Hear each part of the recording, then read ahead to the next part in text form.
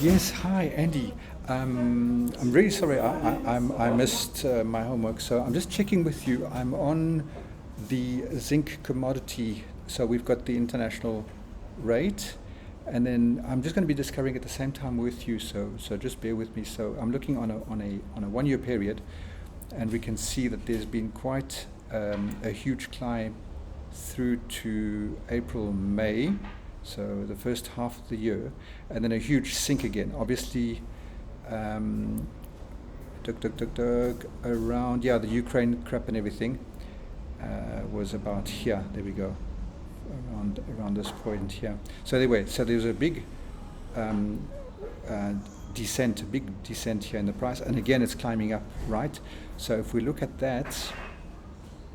Um, what are we looking at? Day high, day low. So it ended up on a high 3590.85, which was that.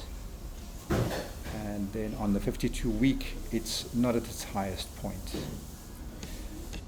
Just see if I can grab anything else. Anyway, so here we go. So now if we look at, I don't know what indicators they are, moving averages, MACDs, relative strength index. Yeah, let's have a look at maybe MACDs.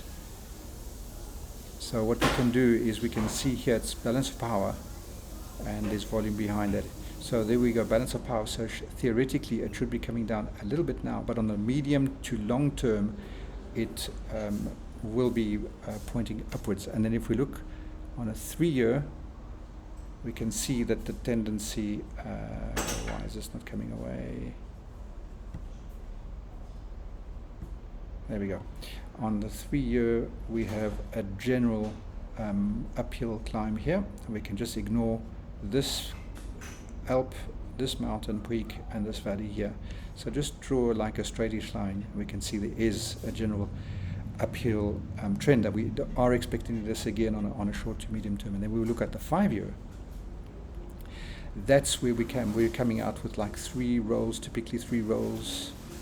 Because these guys are also optionable, so when you have options, you tend to have these cycles, and then cycles within the cycles, like 3 down. It can be 3, 5, 7, 9, and then from this point, which was on the 30th of March 2020, that's COVID blum, right? And then straight up again, straight up. So again, we can just ignore from this point, that's 1631. And back up again. So we are at a high point, not at the highest point. There's still space here. And then we look at maximum, and let's see how that can be spilled out from the 2008. There we go. So is it more? All right. So this one traced only back to 2007. So there we go. Huge peak here again there. So ready to go up again. A little bit savage, my analysis, but that's specifically on zinc. And then you've got the historic here. And then obviously we can look at copper also, because there's no problem with copper. It's lack of supply, obviously lack of supply, which creates another incident on price. So there we go. Sorry, I'm very late for you guys.